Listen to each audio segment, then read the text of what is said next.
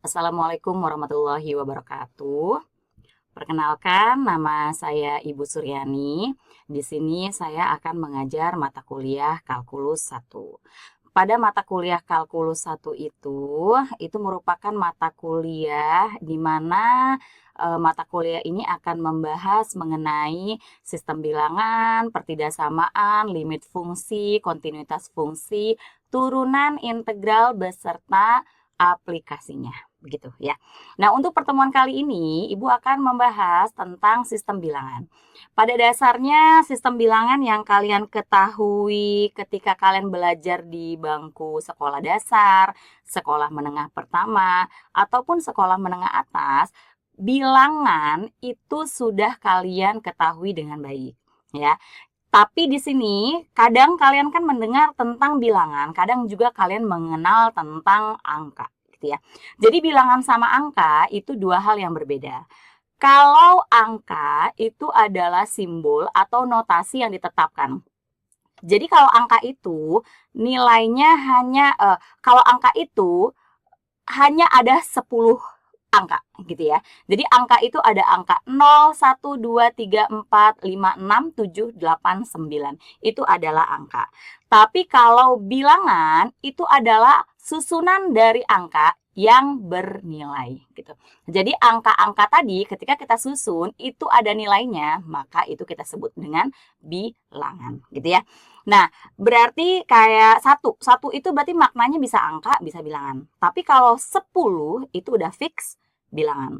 151 itu juga udah pasti bilangan. Karena ada nilainya. Nilainya berapa, Bu? Ya nilainya 151 ratusan. Seperti itu ya. Itu adalah perbedaan angka dan bilangan. Nah, kemudian untuk sistem bilangan sendiri, kita akan mengetahui kira-kira seperti apa ya nanti bagian dari bilangan tersebut ya.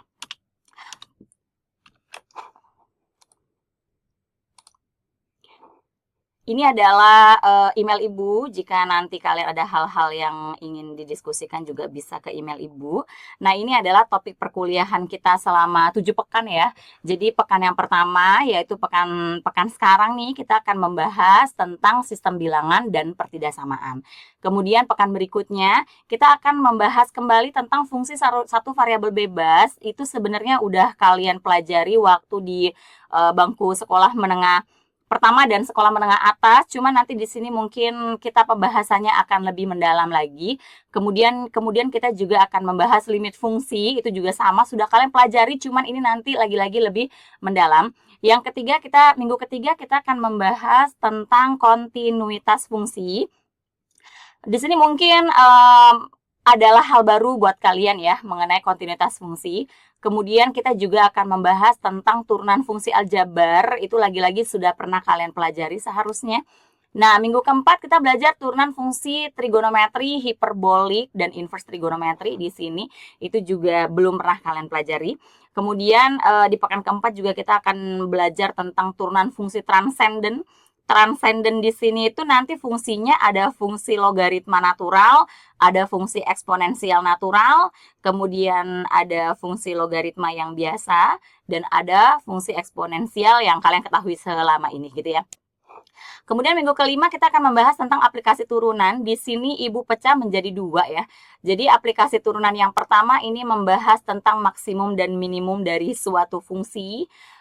Fungsi atau dari suatu soal cerita. Soal cerita itu berarti kasus di kehidupan kita sehari-hari itu bagaimana cara mencari nilai maksimum atau nilai minimumnya. Kemudian di sini aplikasi turunan yang kedua kita akan membahas tentang bagaimana cara menggambar grafik fungsi yang canggih gitu ya. Sebenarnya menggambar grafik fungsi itu nanti di pertemuan kedua di sini di minggu kedua. Untuk fungsi satu variabel bebas tuh kalian akan membahas juga tentang bagaimana cara menggambar grafik fungsinya. Tapi untuk yang di aplikasi turunan, grafik fungsinya itu lebih canggih, lebih kompleks ya, bentuknya lebih banyak daripada di pekan kedua. Kemudian kita akan membahas integral. Ini juga integral sama seperti yang sudah kalian pelajari di bangku sekolah menengah atas. Cuman bedanya nanti bentuk integral yang kita punya itu macam-macam. Sehingga nanti ada bentuk integral aljabar trigonometri di sini. Kemudian ini kalau bentuknya udah mulai aneh-aneh, ada bentuk suku-sukunya. Kemudian kalau ada bentuk fungsi rasionalnya, nah itu nanti Ibu pecah menjadi 3 bagian. Kemudian yang terakhir kita akan membahas tentang aplikasi integral. Di sini yang Ibu bahas hanya luas dari bangun datar ya. Jadi kira-kira topik perkuliahan kita selama 7 pekan seperti ini. Kalau kalian nanya apakah materinya susah, Bu? Sebetulnya enggak. Jadi materi kalkulus 1 itu asalkan kalian nantinya sering latihan soal dan sering membaca e-book yang nantinya Ibu akan share ke kalian, itu sebenarnya mata kuliah ini mudah dan bisa kalian pahamin dengan baik. Seperti itu ya. Capaiannya di pertemuan kali ini, setelah kalian mempelajari tentang sistem bilangan, kalian itu diharapkan mampu menjelaskan. Jadi bisa menjelaskan sistem bilangan itu sebenarnya apa. Kemudian kalian juga mampu menyelesaikan permasalahan tentang sistem bilangan. Emang sistem bilangan ada permasalahannya, Bu? Ada. Ya, jadi nanti ada soal-soal tentang sistem bilangan dan setelah belajar diharapkan kalian mampu menyelesaikan permasalahan tersebut ya. Sistem bilangan. Ya. Jadi kira-kira bagian dari sistem bilangan itu bentuknya seperti itu ya. Yang paling atas itu adalah bilangan kompleks. Bilangan kompleks ini nanti dipecah menjadi 2 bagian, ada bilangan real, ada bilangan imajiner. Jadi bilangan kompleks ini adalah gabungan dari bilangan real dan bilangan imajiner. Nah, bilangan real itu apa, Bu? Bilangan real itu adalah bilangan yang selama ini kalian ketahui itu bilangan real. Berapapun yang kalian ketahui, misalkan 5 berarti real, Bu. 5 real, 100 real, min 1 real, 0,5789 real, minus 1/2 real, akar 2 real. Jadi semua bilangan yang selama ini kalian ketahui itu namanya bilangan real. Nah, kalau bilangan imajiner berarti bentuknya seperti apa gitu ya. Jadi kalau bilangan imajiner itu bentuknya ya. Jadi kalau bilangan imajiner, misalkan Ibu punya akar 4. Nah, akar 4 itu hasilnya adalah 2. Akar 9 itu hasilnya 3. Akar 1 itu hasilnya 1. Nah, ini bilangan real. Karena selama ini kalian mengetahui hal ini ya. Nah, terus kalau bilangan imajiner, akar minus 4. Nah, begitu kira-kira. Kalau akar minus 4 nilainya berapa?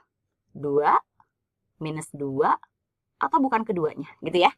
Nah, itu pertanyaannya. Jadi akar minus 4 itu nilainya bukan 2, karena kalau 2 itu hasilnya akar 4 ya.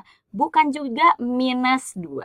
Karena nanti di dalam akar itu nilainya harus positif. Jadi akar min 4 adalah 2i.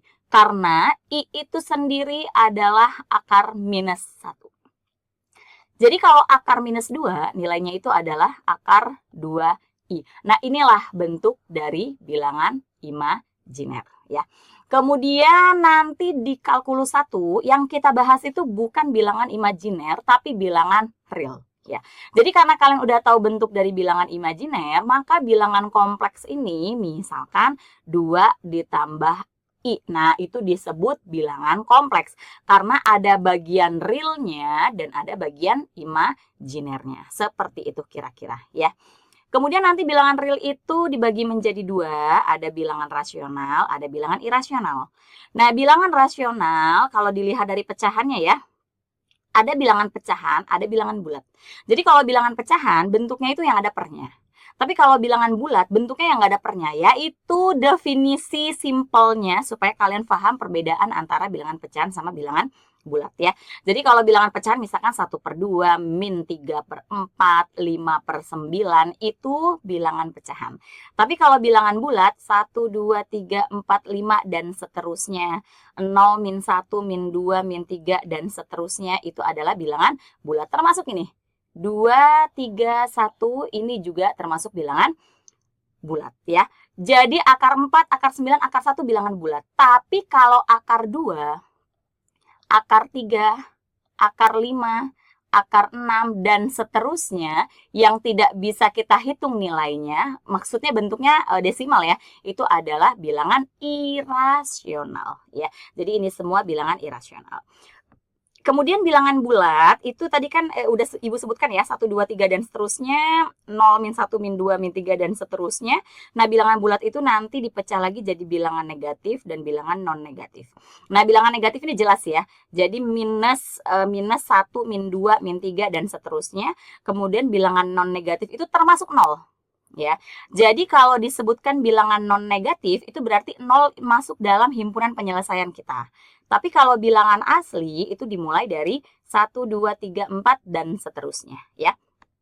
Nah, bilangan asli sendiri tadi kan dimulai dari 1, 2, 3 dan seterusnya, ini dipecah lagi jadi 3, ada bilangan 1 ya, 1 itu sendiri, bilangan prima dan bilangan komposit. Nah, bilangan prima itu adalah bilangan yang faktornya 1 dan dirinya sendiri. Jadi definisi bilangan prima itu adalah bilangan yang faktornya 1 dan dirinya sendiri. Makanya kenapa 1 bukan bilangan prima? Karena faktor dia hanya 1. Nah, 2, apakah 2 bilangan prima? Iya, karena faktor dari 2 adalah 1 dan 2. Apakah 3 bilangan prima? Iya, karena faktor dari 3 adalah 1 dan 3. Kalau 4, apakah 4 bilangan prima? Bukan. Karena faktor dari 4 itu ada 1, 2, dan 4. Seperti itu kira-kira definisi dari bilangan prima ya. Kemudian bilangan komposit berarti bilangan selain 1 dan bilangan prima ya. Semoga dapat dipahami apa yang sudah Ibu jelaskan ya. Ini adalah bagan untuk sistem bilangan.